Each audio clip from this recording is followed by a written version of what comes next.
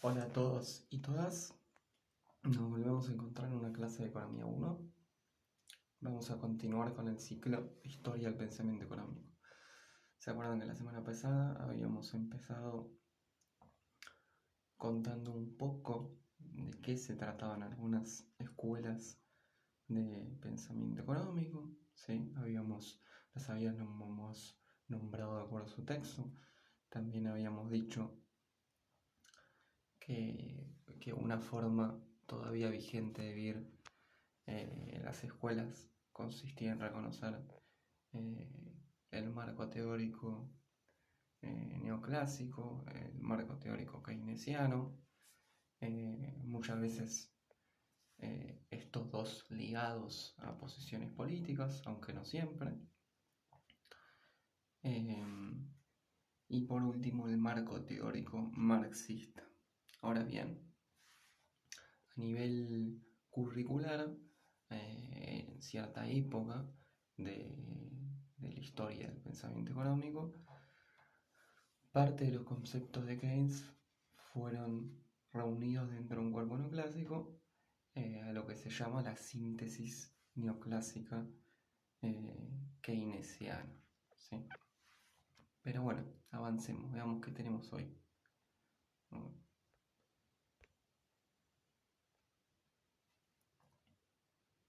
Bueno, y lo que tenemos acá, para empezar, es llenar de contenido a la escuela de pensamiento económico marxista, ¿sí? Como muchos y muchas de ustedes probablemente saben, si tuviéramos que hablar de un inventor de esta escuela de pensamiento económico sería Carlos Marx, ¿sí? Ahí aparecen las fechas. Nació, esto es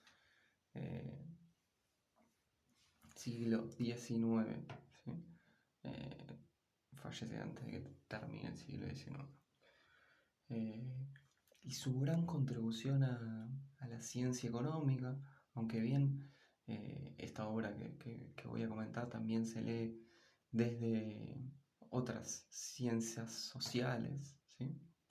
De hecho, vamos a ver que, que las distintas ciencias las distintas ciencias sociales, ¿sí? Se concentran en ver ciertos capítulos en particular de esta obra, que es El Capital, crítica a la economía política, ¿sí? El tomo 1, por ejemplo, es de 1867, ¿sí? Más allá de todos estos datos de publicación y de preferencias de los distintos profesionales para abarcar esta obra, ¿sí? De hecho, Marx es muchísimo más leído en otras facultades que en la Facultad de Ciencia Económica, en la que, dependiendo de ciertas cátedras, que como dijimos, recuperando el concepto de heterodoxia de la clase anterior, bueno, Marx hoy sería catalogado como un autor heterodoxo.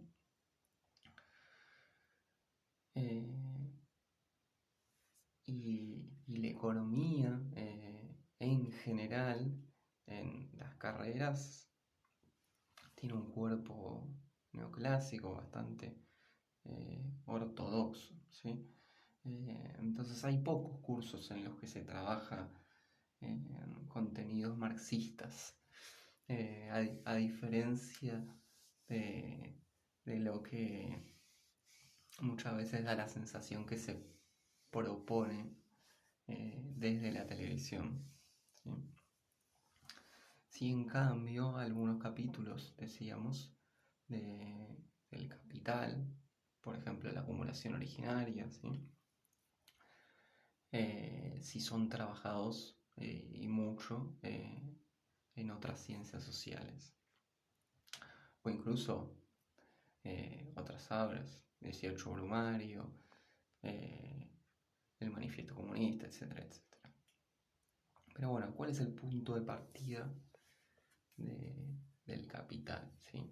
Bueno, el capítulo 1, ¿sí? El capítulo 1 que aborda la mercancía, ¿sí? Se preocupa por saber qué es la mercancía. Y una mercancía ciertamente es, a priori, hoy en día, ¿sí? Cualquier objeto que ahora esté a su alrededor. No sé, yo por ejemplo, la cosa que tengo más cercana es un vaso, ¿sí?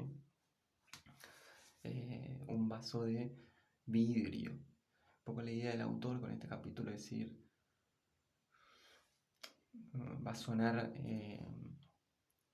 extraño, pero es meterse dentro de este objeto y preguntarse qué soy yo, qué tengo, cuáles son las cualidades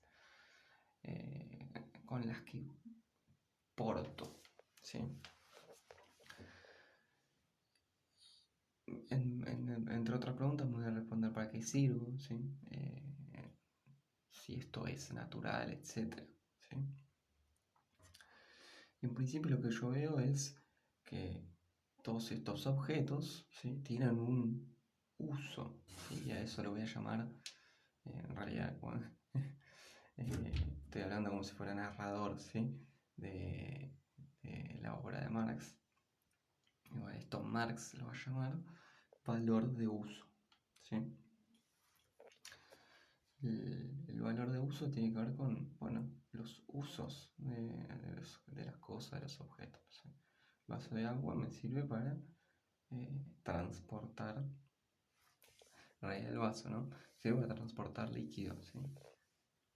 Y lo contiene el líquido. Por ejemplo, ahora voy a hacer una pausa y voy a tomar un vasito de agua, si me disculpan.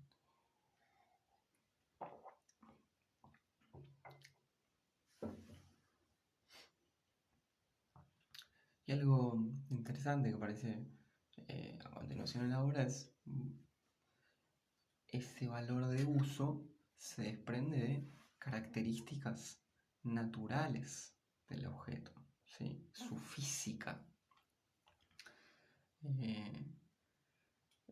Si el vaso fuera de papel, ¿sí?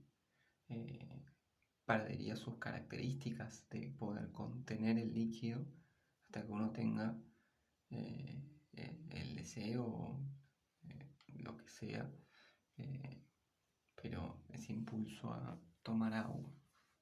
Sí. De hecho, una vez me pasó, no doy el ejemplo del agua azarosamente, pero que en un hospital tenían estos vasos que son híbridos, no solamente papel, pero una parte de ellos sí. Y me lo había llevado, después me serví bebida ahí. Estuvo un buen rato y claro, se empiezan a mojar y empiezan a perder. O sea, tienen que tener un uso inmediato.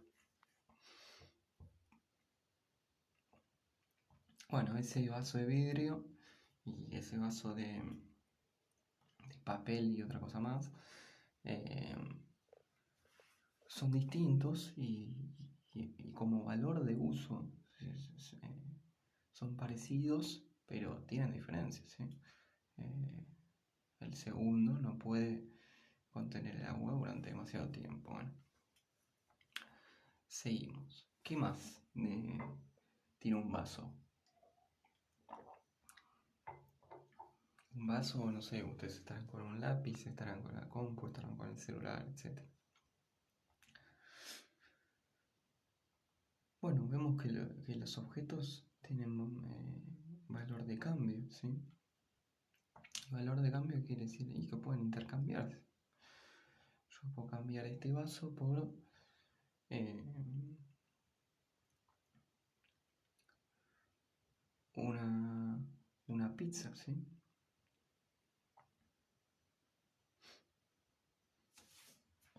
Yo puedo cambiar este vaso por eh, cierta cantidad de dinero, ¿sí? Estoy adelantando algo, pero para que se vea, ¿sí? Cierta cantidad de dinero y con esa cierta cantidad de dinero hacerme de otros bienes, ¿sí? De hecho, a esto a veces se lo llama el cambio mágico, ¿sí? De las mercancías. porque a partir de un vaso, ¿sí? yo me puedo hacer de algo sustancialmente diferente, ¿sí? Por esto lo vamos a ver con más detalle en un rato, ¿sí? Pero ahí no se agota. Digo, no basta decir con que un vaso tiene valor de uso y que un vaso tiene valor de cambio, ¿sí? Hay más para preguntarle a esta mercancía, ¿sí? Bueno, un vaso va a tener, digo, también hago un paréntesis acá antes de avanzar, y es, piensen que todo este capítulo además está escrito de alguna manera blanqueando un proceso de conocimiento, ciertas preguntas, ¿sí? ¿Por qué empezar por el valor de uso? ¿Por qué terminar en el valor, que es lo que voy a decir ahora? ¿Sí? Bueno, todas las mercancías tienen valor, ¿sí? ¿Y qué es el valor? Bueno, el valor es, y en principio, no diferenciándose de Ricardo, en principio digo de lo que voy a decir ahora, ¿no? De entrada se diferencia de Ricardo, ¿sí? Entonces vamos a decir que las mercancías tienen valor, ¿sí? Y ese valor es la cantidad de trabajo contenida en las mercancías, ¿sí? Y se produce de manera privada e independiente, ¿sí? Que es todo esto, ¿sí? Incluso esta definición podría estirarse todavía más, ¿sí? Y podríamos hablar de cantidad de trabajo socialmente necesaria, ¿sí? Producida de manera privada e independiente. ¿Por qué no bastaba con decir cantidad de trabajo? Bueno, porque ya esta última es una característica específica del modo de producción capitalista. Digo, si nos quedamos con valor de uso, valor de cambio, bueno, esto probablemente lo podríamos identificar en otros modos de producción.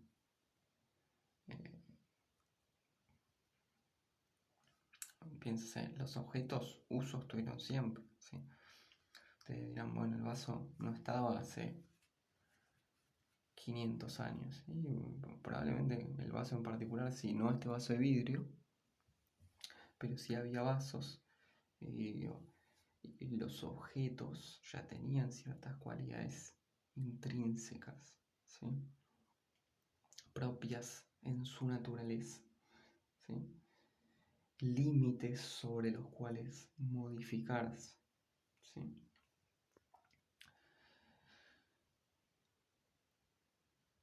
Y valor de cambio, yo no sé si vos siempre,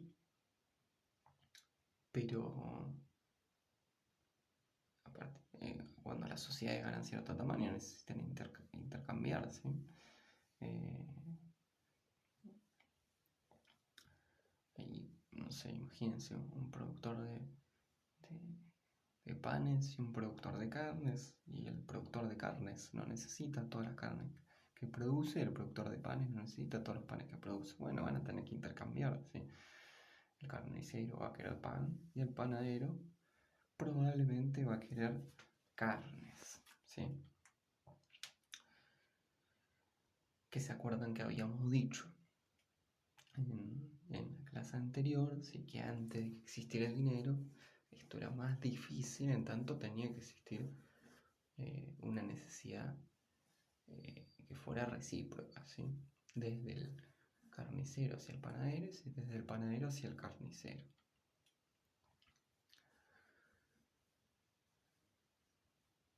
Ahora bien, dentro de la definición de valor también hay partes que no nos dicen nada en particular de este modo de producción.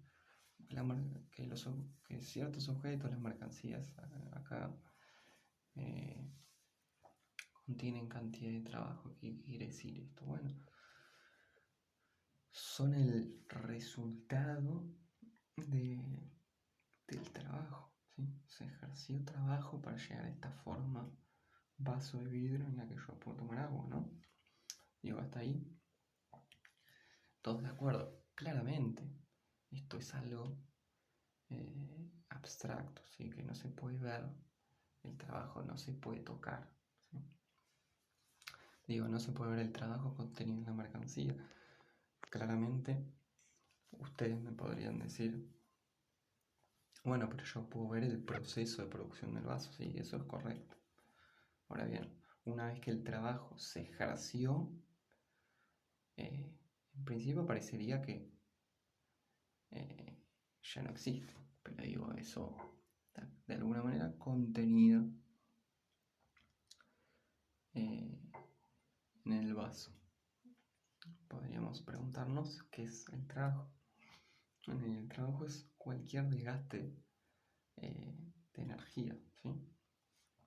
De energía de cualquier tipo, ¿sí? Del cuerpo, el movimiento de una mano, ¿sí? El movimiento de los dedos,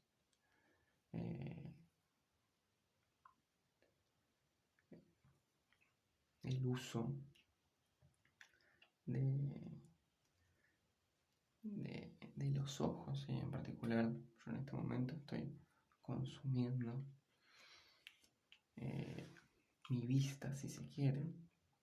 Yo estoy dando clases con una pantalla con los Santiago, probablemente cuando termine tenga la vista más cansada. Bueno, eso lo que demuestra es que ejercí trabajo, ¿sí? ¿Y cuál es el contenido de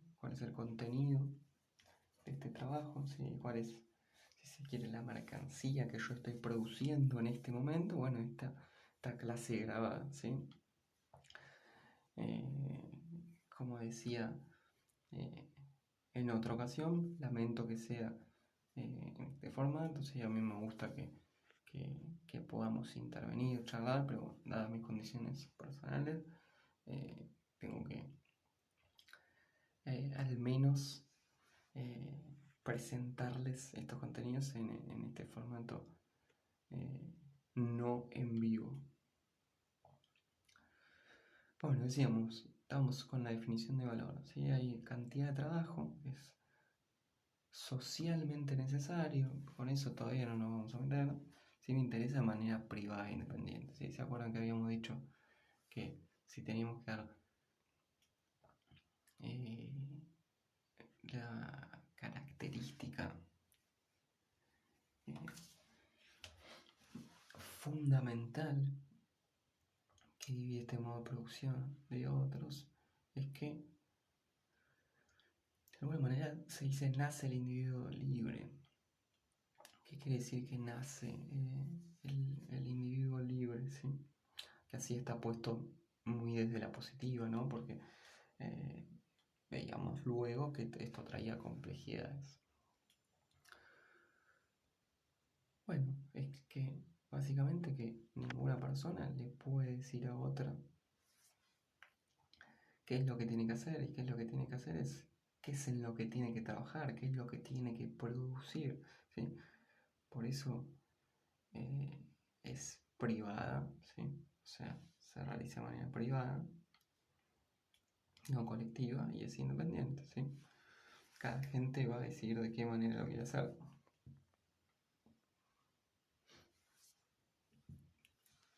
Bueno, y en este sentido aparece una contribución muy importante a la ciencia económica de este autor, que incluso hoy podríamos decir que no aparece resaltada y está bastante olvidada eh, por la escuela de pensamiento predominante, y es que este modo de organizar la producción social es histórico, ¿sí? No siempre los objetos tuvieron valor, ¿sí? Tuvieron valor entendido de esta manera, ¿no? Una cantidad de trabajo producido o ejercido de manera privada e independiente, ¿sí?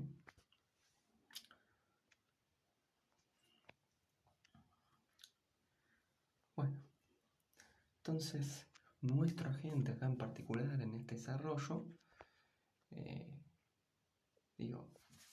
¿quiénes son los que producen estas mercancías? Bueno, unos agentes que llamaremos productores libres e independientes. Y esto lo definimos como decíamos hace un ratito, y es: ninguna persona le puede decir a otra qué ni cuánto producir, ¿sí? Y quizás a priori esto no es tan claro, ¿sí? Porque ustedes me dirán, bueno, yo hoy trabajo en, no sé, una fábrica de autopartes, ¿sí? Y yo ahí no voy a hacer lo que yo quiero, ¿sí? A producir lo que yo quiero producir, ¿sí? Bueno, eso es correcto, pero les diría, no se apuren, todavía no llegamos a ese nivel y no estamos viendo los agentes diferenciados, ¿sí? Por ahora nuestra sociedad es de productores. Y lo que les sirve pensar es que la diferencia está en que en otras sociedades anteriores o vigentes todavía, hay un individuo o grupos de individuos que deciden cómo se divide el trabajo al interior de ese colectivo, ¿sí? Una forma de pensar la producción distinta al modo de producción capitalista, ¿sí? Es decir, que no se construye de manera privada e independiente, es, no sé, ustedes se van de vacaciones con un grupo de 5 personas, ¿sí? Y ahí sus vínculos son personales, ¿sí? En la medida que los vínculos son personales, bueno, se van a dividir el trabajo de otra manera. Entonces, va a haber una persona que va a decir, si quieren hacer unos sanguchitos porque se van a hacer una excursión, y va a decir, va a tomar el rol de dividir las tareas, y va a decir, che, me parece que vos tenés que cortar el tomate, ¿sí? Otro se va a encargar de cortar el pan, etcétera, etcétera, ¿sí? La manera de dividir el trabajo es personal, ¿sí? Este es un ejemplo cercanito, muy pequeño, pero nos podemos ir a otras sociedades en las que había un amo, líder místico, había un cuerpo de soldados, un cuerpo de gente que se encargaba del alimento, etcétera, etcétera, ¿sí? Y eso no mutaba. Entonces, ¿qué requiere el intercambio, ¿sí? ¿Cómo es que dos productores libres e independientes logran intercambiar mercancías? Bueno, primero que nada es importante que mi mercancía, ¿sí? Yo soy un productor libre e independiente, ¿sí? Lo que me especializo es, estoy exagerando toda la situación y abusando de mi situación para que se termine de dar. Yo soy docente y mi mercancía va a ser esta clase, ¿sí? Entonces es importante para que exista un intercambio que mi clase tenga un valor de uso para ustedes, ¿sí? Esto es lo que aparece en el primer punto, ¿sí? La mercancía que uno produce o que el productor X produce tiene que tener un valor de uso para otro, ¿sí? Si no, no va a poder producirse el intercambio, ¿no? Eso está claro. Y en segundo lugar, ¿sí?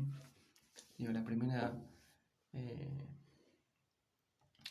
característica, o el primer punto más bien, podríamos decir que no tiene que ver con el modo de producción capitalista, y la segunda sí, ¿sí? Que no tiene que ver, no quiere decir que no lo represente, sino que es más general al intercambio. Segundo punto,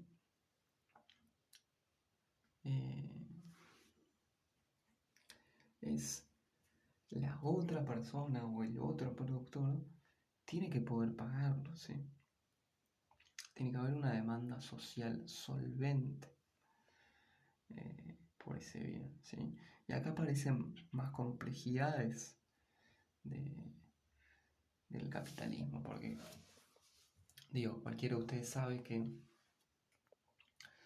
eh, en el caso del vaso quizás no es tan claro, pero si nos ponemos a pensar en una pizza, ¿sí? que yo había nombrado antes, eh, nombro la pizza porque es una comida que me gusta mucho. Bueno, la pizza, ustedes pensarán probablemente es un valor de uso para la mayoría de las personas en ciertos momentos cuando tienen hambre, etcétera, no sé. Sin embargo, no basta con que sea un valor de uso para otros, ¿sí? Porque yo puedo hacer un montón de pizzas, ahora bien, si esas pizzas solo las quiero vender a personas en situación de calle, y probablemente voy a tener un problema, ¿sí? Entonces ahí aparece el segundo punto de esta diapositiva, y es que tiene que haber un poder de compra, ¿sí? De otra manera ese intercambio no existe, ¿sí? Otro ejemplo más contemporáneo de esto, ¿sí? Hoy se utiliza una plataforma, ¿sí? Que para no dar eh, todo el nombre, pero imagino la mayoría entenderán, ¿sí?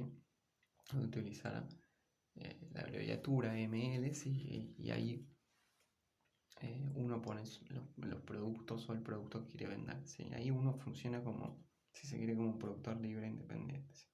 Coloco un producto, pone un precio, eh, y ahí se ven las dos cosas, ¿no? A uno le llega una consulta por el producto, que en este caso puede ser, no sé, 6 vasos de vidrio, eh, y quiere decir, digo, esa consulta lo que está evidenciando es un valor de uso para otros, ¿sí? Hay gente que pregunta por este bien, hay gente que necesita, desea este bien. Ahora, yo le respondo a esta persona que estos 6 vasos salen 12.000 pesos, ¿sí? Y la otra persona puede no tener el dinero para consumir,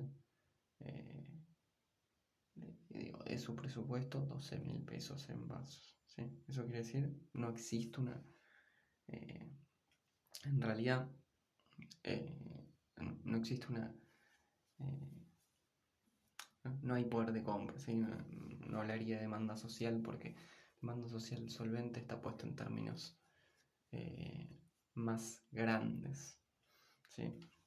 O sea, que no exista a nivel social una necesidad eh, por, por ese grupo de vasos, ¿sí? Pero bueno, está claro esto, que yo coloco, y ahora sí lo podemos ver en términos más grandes todavía. Yo coloco,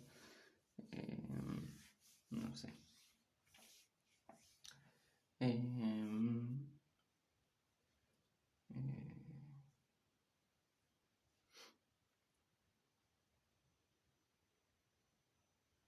una,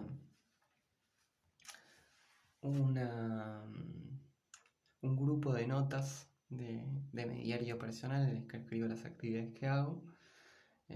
Imagínense, no sé, elijo 5 días al azar, hago un librito y lo publico en ML, ¿no? Entonces, probablemente eh, ese producto no solo no tenga un valor de uso para otros, ¿sí?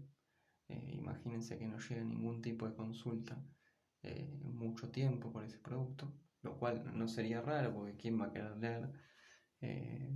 Digo, lo más probable es que nadie quiera leer eh, esas 5 narraciones, ¿sí?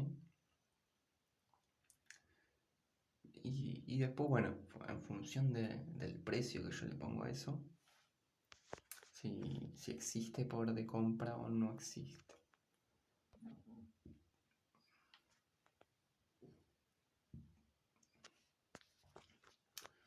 Bueno,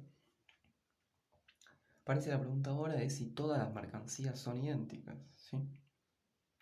Y a primera vista diremos, todas las mercancías no son idénticas, ¿sí? Yo acá tengo, yo decía antes, un vaso de vidrio, ¿sí? A la izquierda del vaso de vidrio tengo la caja de mis anteojos que tengo puestos. Pero bueno, todas las mercancías no son idénticas. Ahora bien, estamos yendo un poco más allá, escarbando un poco más a, a la mercancía, ¿sí? Entonces vamos a ver que hay una mercancía que de alguna manera se separa del resto y es la mercancía dineraria, ¿sí? El dinero, ¿sí? Y el dinero no es exactamente igual a este vaso, ¿sí? ¿Cuál es la característica que porta el dinero, ¿sí? Y yo la forma más fácil de verlo es que yo les pregunte, asegurándoles que este vaso vale, el que tengo enfrente, 800 pesos, ¿sí? Digamos, ustedes, ¿qué van a preferir? Si 800 pesos en papel, quiero decir en billete, ¿sí? O prefieren el vaso, ¿sí? Yo lo que espero que me contesten es, y a menos que justo en este momento se les haya roto el único vaso que tiene, que me digan, no, dame los 600 pesos en dinero.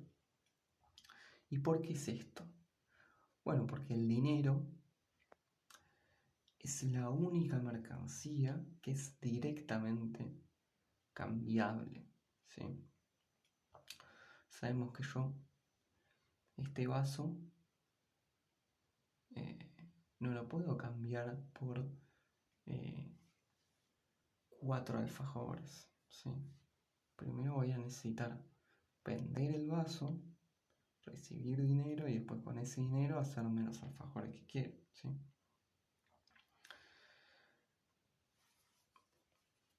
Si tenemos dinero y lo tenemos que vender ese vaso, las cosas son más fáciles, ¿sí?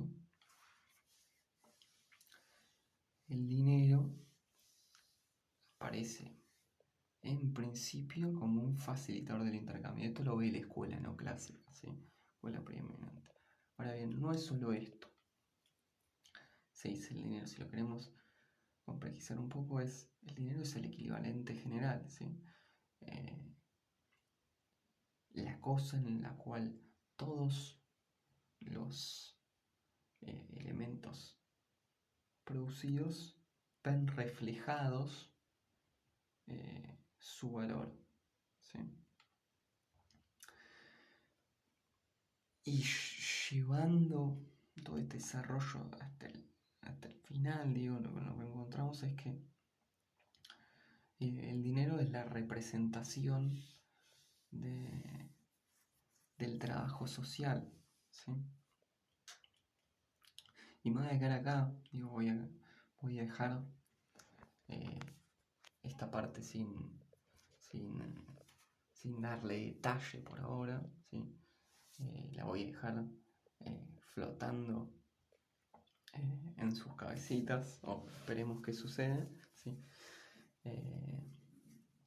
A ver si a ustedes se les ocurre que puedo querer decir esto, pero si no, en la siguiente clase intentaremos volver sobre esto, ¿sí?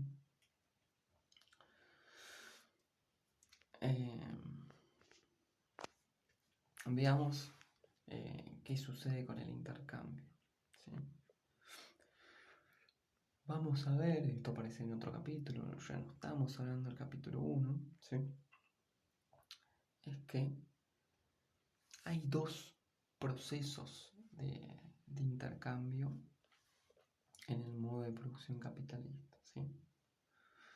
Una dirección, y es la que veníamos nombrando hasta ahora, ¿sí? Porque es en la que nos encontramos la mayoría en realidad todos los productores privados independientes, o si se quiere la mayoría. Después vamos a ver que vamos a diferenciar estos productores a raíz de qué proceso de circulación encarnamos, ¿sí? ¿Qué quiere decir MDM? Bueno, es básicamente el intercambio mercantil, ¿sí? M es mercancía, de dinero, y M es mercancía.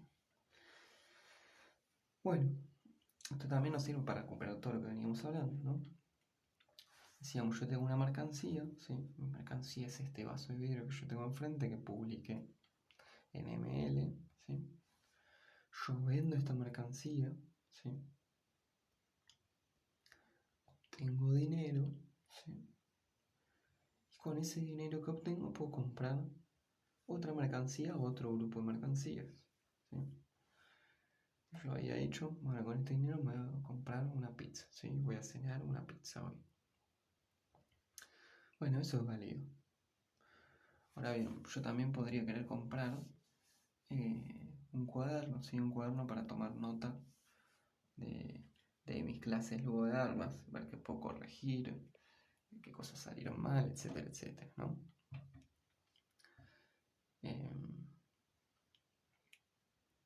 ¿Qué está puesto en evidencia acá? Bueno, algo que decíamos hace un ratito, y es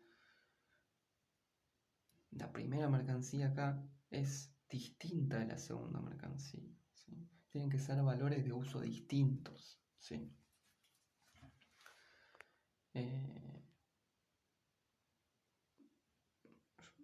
Yo tengo vasos, vendo algunos vasos y obtengo pizza, así que no produzco.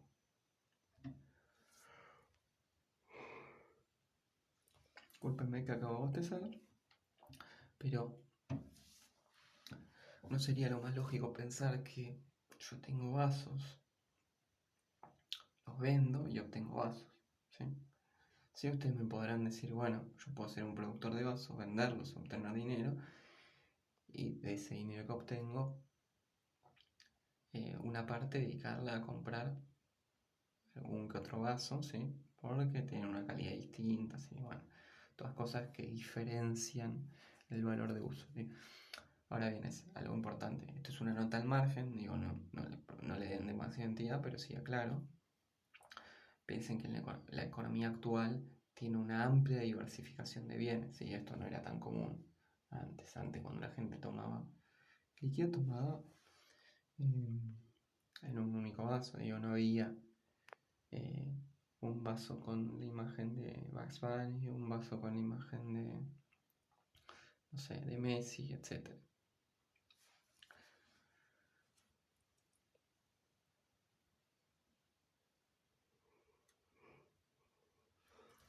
Ahora bien, el segundo proceso que aparece ahí es la circulación de dinero, ¿sí? ¿Qué es la circulación de dinero? Bueno, también hay un agente, ¿sí? Que ahora lo vamos a definir, ¿sí?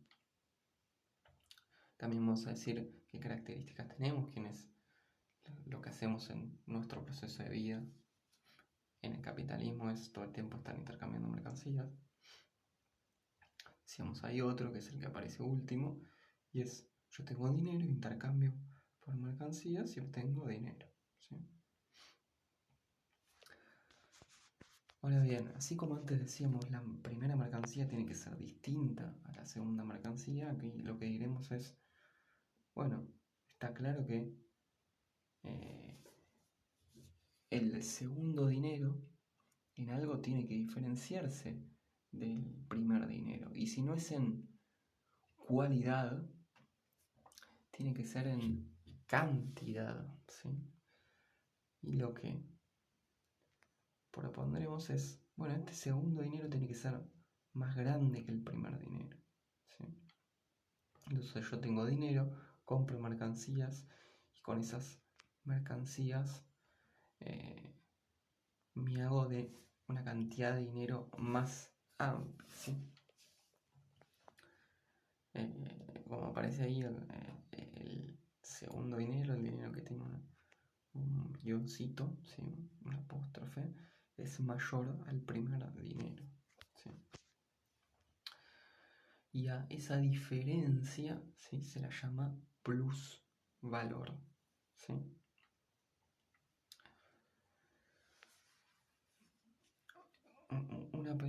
Una pregunta que ustedes podrían tener a esta altura es, bueno, ¿y cómo yo a partir de dinero me hago de más dinero? ¿Sí?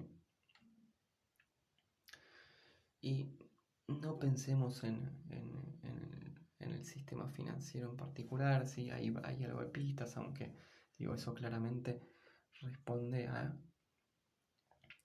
algunas personas de la sociedad, pero no a todas eh, en su conjunto, ¿sí? Está claro. Otra cosa que podrían estar pensando ustedes ahora es, bueno, no sé, compro una entrada para ir a lo Monumental, a ver a River o a la selección argentina.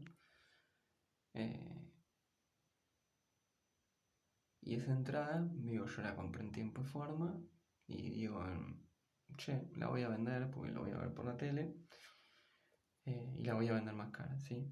Por esa entrada más cara obtengo más dinero. Si bien es cierto que ustedes se hicieron de más dinero, en realidad ustedes ahí no están encarnando un proceso de valorización, ¿sí? Como se dice, que la valorización es eh, aquella, eh, en realidad aquel proceso que le da vida al capitalismo, ¿sí? Una valorización, eh, un crecimiento, ¿sí? ¿Por qué yo digo que comprar barato, ¿sí? O comprar a precio y vender caro no explica la valorización? Porque bueno, ¿con qué están contando ustedes ahí?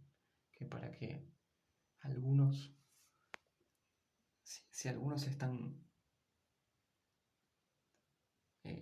comprando por encima del precio, es decir, ganando a nivel individual, otros están perdiendo, ¿sí? Y esas diferencias en el agregado eh, se estarían de alguna manera perdiendo, ¿sí?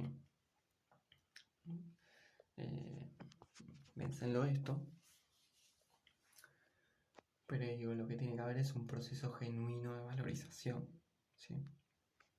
Entonces, ¿cómo es que yo eh, puedo, a partir de dinero, comprar unas mercancías y hacerme de más dinero?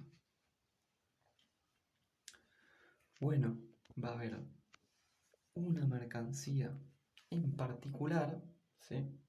Que aparece en la diapositiva, pero yo la nombré hasta ahora, que tiene la capacidad de generar valor, ¿sí? Y es la única mercancía, digo, yo, este vaso que tengo delante no tiene la capacidad de generar valor, ¿sí? En cambio hay una que sí. Esa mercancía es como alguno o alguna acá ya habrá notado, es la fuerza de trabajo, ¿sí? Que la fuerza de trabajo no es el trabajo mismo, ¿sí? La fuerza de trabajo es la capacidad de, de trabajar, ¿sí?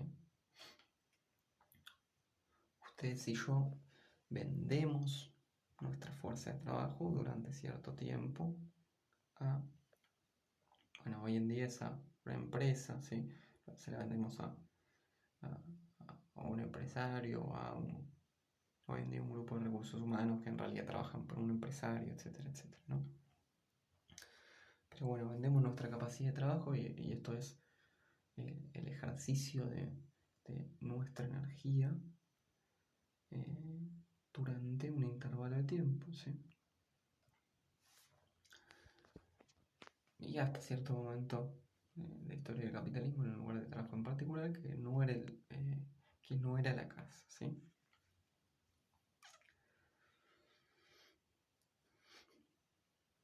Entonces, con dinero se compra fuerza de trabajo, la fuerza de trabajo genera valor, ¿sí? Porque justamente es el ejercicio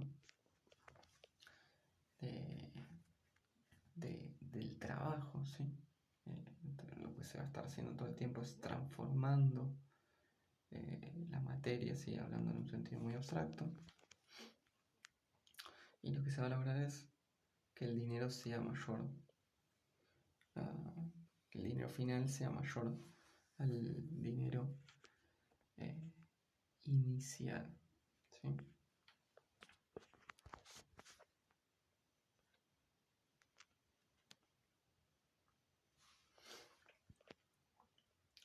Bueno, que es como yo puse acá, aunque no es de la manera que ustedes se van a encontrar, es, bueno, ¿y cuál es el mercado de trabajo marxista? ¿Sí? Porque hablamos de fuerza de trabajo, ¿sí?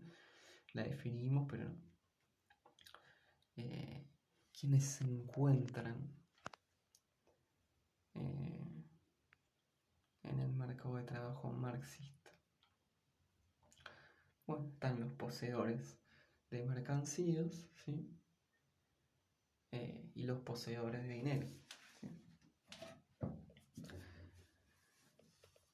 En realidad, ¿sí? Esto es más, si se quiere, actual, ¿no?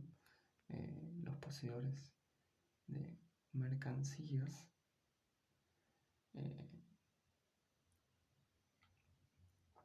están representados por la mano de obra, ¿sí? Y la mano de obra, habíamos dicho, era doblemente libre, ¿sí? Por un lado, nadie le decía qué hacer a priori, ¿sí? Pero por el otro, no tenía medio de producción, ¿sí? Y sin medio de producción no puede trabajar, ¿no? Y en este sentido no puede producir una mercancía que vender, ¿sí? Entonces, lo único que le va a quedar por hacer es vender su fuerza de trabajo, vender su capacidad de trabajar, ¿sí? Y le va a vender su capacidad de trabajar a alguien, ¿sí? Este alguien es alguien que pueda pagar por esa capacidad de trabajo, es el poseedor de dinero. Entonces, de un lado del mostrador vamos a tener los poseedores de dinero, que van a ser los capitalistas, ¿sí? Hoy podemos hablar de empresarios, ¿sí? Y del otro lado tenemos la mano de obra, ¿sí? Que la mano de obra lo único que tiene es su capacidad de trabajo, ¿sí? Esta es su mercancía, ¿sí? Y esto no es más que la llamada y la famosa lucha de clases, ¿sí? Entre capitalistas y trabajadores. ¿Por qué? ¿Sí? ¿Qué pide el trabajador y qué quiere el capitalista? Bueno, el trabajador lo que va a querer es, en esa unidad de tiempo que está trabajando, trabajar lo menos posible y llevarse la mayor cantidad de dinero posible, ¿sí? Y cuando lo pensamos desde el punto de vista del capitalista, sucede lo contrario. ¿Qué quiere el capitalista? Bueno, pagar lo menos posible, ¿sí? Esa fuerza de trabajo, y al mismo tiempo que se trabaje lo máximo posible. De hecho, también aparece en esta obra de Marx, mucho más adelante, que en algún momento, ¿sí? Los capitalistas personificaban de manera tan, si se quiere, cruda, la circulación dineraria, que los trabajadores tenían jornadas larguísimas. Y imagínense que la caída de horas eh, en nuestras economías es básicamente la mitad, en un intervalo de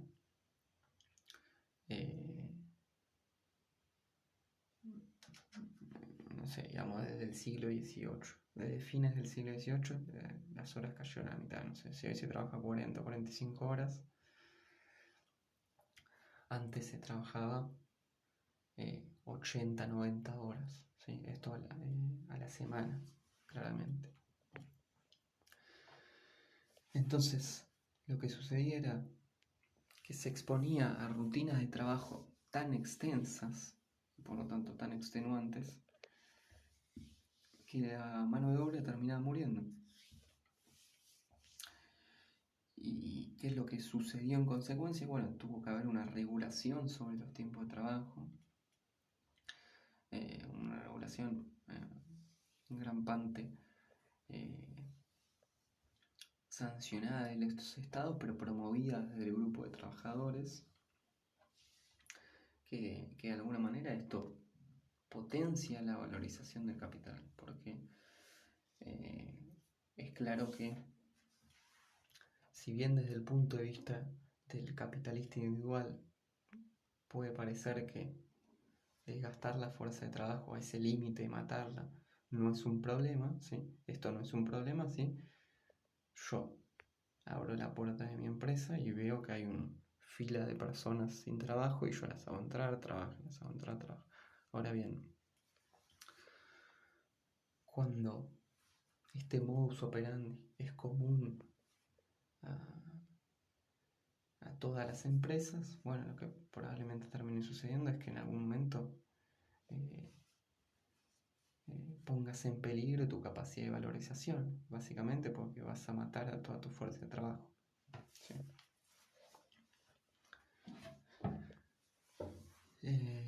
Entonces, un concepto clave acá, y con esto vamos a ir cerrando, ¿sí? Me van a quedar algunas cosas pendientes para ir llevando a las siguientes clases, ¿sí?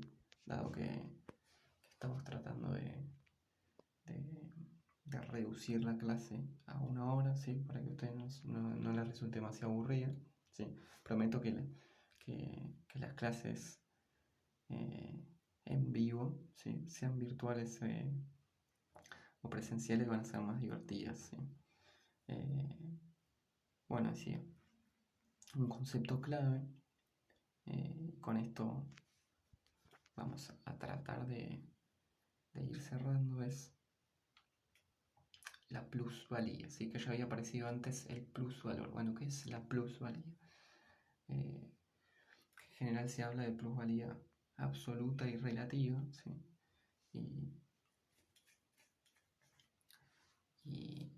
Y me voy a tratar de, en realidad, me voy a poner contento si logro definir plusvalía y cerrar con esto. Digo, porque me refiero a lograr definirlo y que se entienda, ¿no? Bueno, decíamos, yo estoy, imagínense, trabajando para una empresa de servicios educativos, ¿sí? ¿Sí? Y mi contenido va a ser esta clase introductoria de, si se quiere, economía siguiendo el capital, ¿sí? Crítica de la economía política. Y entonces, lo que sabemos es que yo, durante cierto intervalo de tiempo que estoy trabajando, produzco valor, ¿sí? ¿Qué era el valor? Bueno, estoy ejerciendo trabajo, ¿sí? Ese trabajo se va a ver contenido en esta clase digital, ¿sí? Este trabajo es socialmente necesario, ¿sí? Yo no había definido eso, pero quiere decir que se hace en los tiempos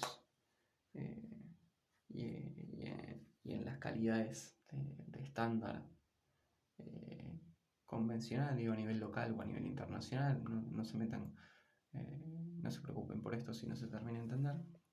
Y por último, esto sí, era, bueno, y se produce de manera privada e independiente, ¿sí? Privada es, las clases las va a ofrecer este instituto, esta empresa de servicios educativos, y sale de la decisión del fundador o los fundadores que contrataron docentes y generaron este portal de clases digitales, ¿sí? decía, yo durante cierto intervalo de tiempo, durante el que trabajo para esta empresa, produzco valor, ¿sí? Este valor está contenido en mis clases digitales. Ahora bien, durante la extensión temporal, ¿sí? Esta, convengamos que son 8 horas, yo produzco más valor del valor que recibo en remuneración, ¿sí? Esto es importante. Y es porque es el fundamento del plusvalor. ¿Esto qué quiere decir? El valor de la fuerza de trabajo es menor al valor de las mercancías que produzco.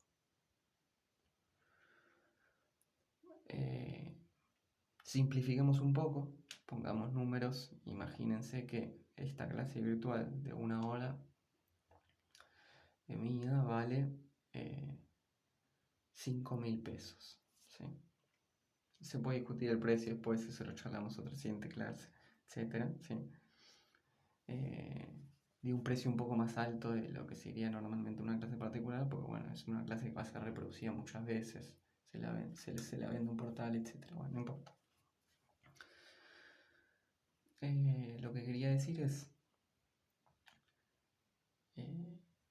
estas clases valen 5.000 pesos, pero yo como trabajador, para vivir, en realidad, en las 8 horas de trabajo logro grabar de esta manera, imagínense, no sé, 5 clases o 5 clases y media, quizás un poco menos, no sé, si las tengo que preparar, etcétera, etcétera, o hay errores, las tengo que editar, etcétera.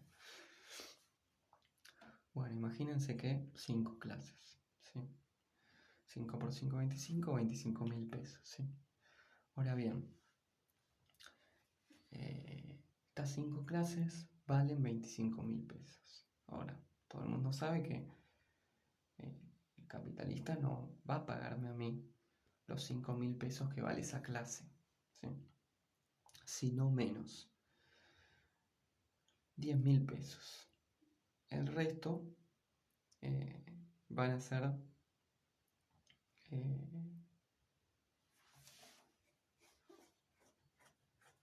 va a ser plusvalor, ¿sí? Y con esos 10.000 pesos se supone, digo, esto debería ser así, si a la fuerza de trabajo se la paga por sus valores, que con esos 10.000 pesos debería alcanzar bien para que el trabajador pueda reproducir su vida, ¿sí? Y esto, digo, no solo es importante para el trabajador, sino también para el capitalista. Digo, ese mismo trabajador tiene que poder presentarse al día siguiente de nuevo a grabar clases o a preparar clases, etcétera, etcétera, ¿sí? Esa diferencia entre, de alguna manera, la cantidad de trabajo de otros que un trabajador necesita para vivir y la cantidad de trabajo que ejerce para el capitalista es el plus valor, ¿sí? Y decíamos, se habla de plusvalor absoluto y plusvalor relativo, ¿sí? Plusvalor absoluto, ¿sí? Va a tener que ver con recortar o reducir la jornada de trabajo, ¿sí? De no cambiar absolutamente nada más, ¿sí?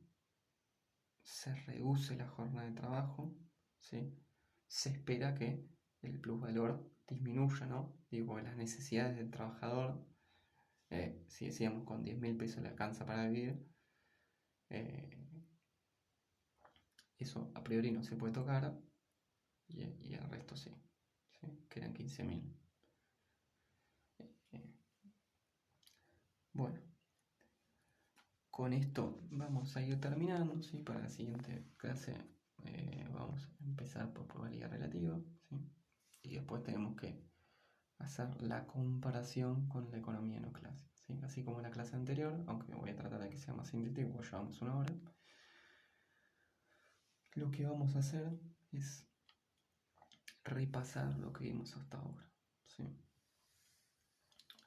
Partimos de la mercancía, ¿sí? Identificamos que la mercancía tenía valor de uso, valor de cambio y valor, ¿sí? Esto último siendo la característica fundamental dentro del capitalismo, ¿sí? Después nos preguntamos por el intercambio. Dijimos, sabemos que estas mercancías se intercambian. Y digo, ¿quiénes llevan estas mercancías al intercambio? ¿Sí? Son los poseedores de mercancías o los productores, ¿sí? Dijimos, bueno, pero todos estos productores no son iguales, ¿sí? Va a haber algunos que tengan dinero y va a haber otros que solo tengan su fuerza de trabajo, que encargan,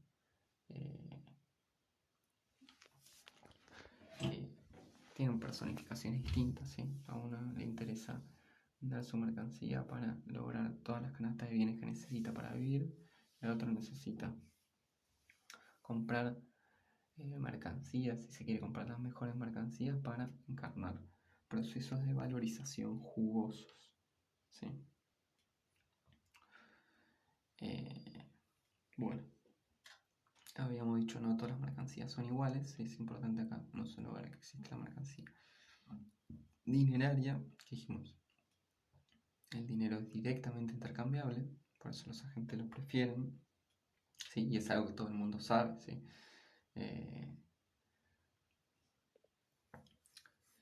Cuántos temas sobre el dinero hay, musicales, etc. Y después la fuerza de trabajo, ¿sí? Que dijimos que era la única mercancía con la capacidad de generar valor, ¿sí? Bueno, con esto terminamos.